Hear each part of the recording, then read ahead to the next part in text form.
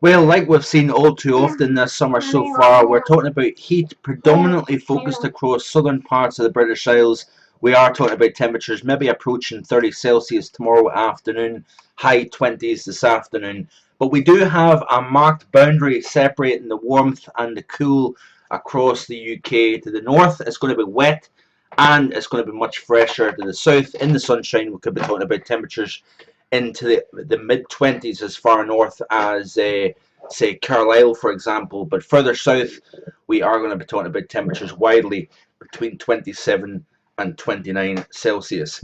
Thanks for clicking on to the Monday edition of Vogan's European Outlook. It's the Outlook day for the month of September, and amazingly, up until now, I've been generally thinking of a warmer, drier September. However, we're starting to see stirrings in the tropics with the upper air pattern that's in place across the tropical Atlantic. You're saying to yourself, why would that be influential on our weather away up here in the mid latitude region? Well, at this time of the year, August, September, sometimes even October as well, we get systems that come up from the tropics around that mid Atlantic ridge of high pressure and areas of low pressure that were once storms or hurricanes can have significant impact on Western Europe.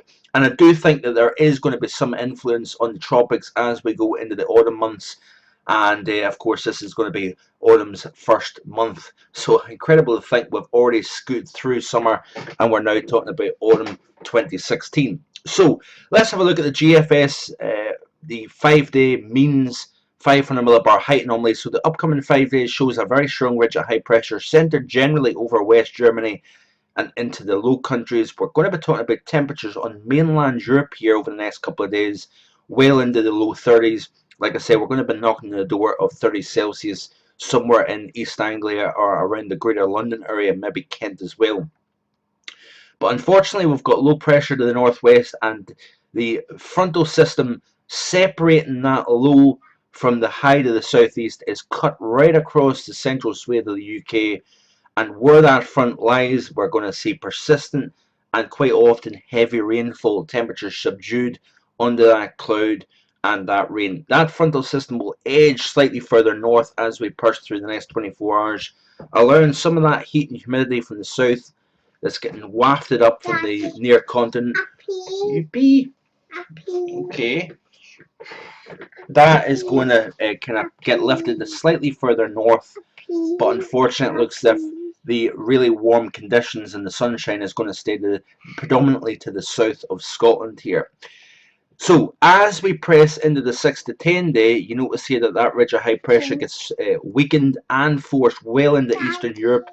We're going to be talking about a weaker trough over the Atlantic that will be closer to the UK. So therefore we are going to see more subdued heights. We're going to see more Atlantic influence and fresher conditions overall as we end the month of August here. To begin the month of September, it looks unsettled. The GFS ensemble has a firm trough over the British Isles. The high pressure gone. We're going to be seeing that more focused over the eastern half of Europe, where we're going to be talking about plenty of heat. And let's have a quick look at the GFS 2-meter temperature anomalies. Upcoming 5 days looks like this here. So we've got plenty of warmer than normal conditions, predominantly across northern and western Iberia, France, and into the southeastern half of the UK. And under the cloud and the rain, we're going to be talking about average temperatures. Where it's sunny, we're going to see it comfortably into the low 20s and above average. Under the cloud cover, we're going to see below normal temperatures here. The 6 to 10 day shows that we have the warmth still holding on. The majority of mainland Europe is going to be very closely indeed, with the exceptions of Scotland and Scandinavia. If you notice, we're still slightly above average across the southern half of the UK. And finally, the 11 to 15 day, well, what do you expect? When you've got a firm trough overhead, we're going to see temperatures below average and completely cleaning out this atmosphere. It's going to feel very warm. It's going to feel very muggy over the next few days. We're going to feel a much fresher air mass through the opening week of September, but plenty of heat, as you can see, across the southeast. Let's have a quick look at the CFSV2 monthly September overall, and you can see here A complete and utter turnaround from just a few runs ago, where we've now got a trough over the UK, and with systems injecting energy from the tropics into the jet, we're going to be talking probably about a low pressure dominated September here overall. Things can change, yes, we're only on the 22nd of August, we've still got a good week or so until we end this month, and things can chop and change.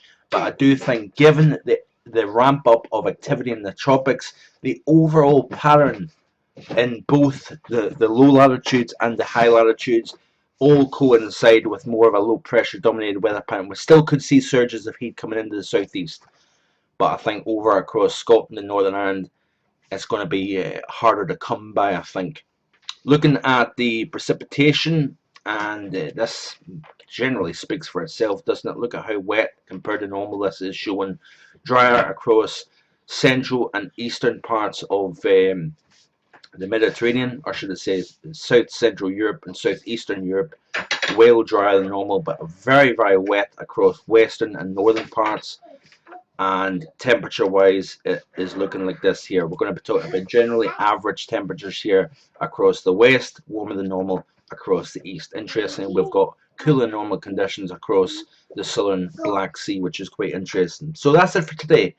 Unfortunately, it doesn't look particularly great for September now, and keep it right here, marvelingweather.com, for the very latest information. Do check out the website. If you're watching on YouTube, thanks for watching, and do check out marvelingweather.com for more detailed information on a daily basis. Have a great day. Bye for now.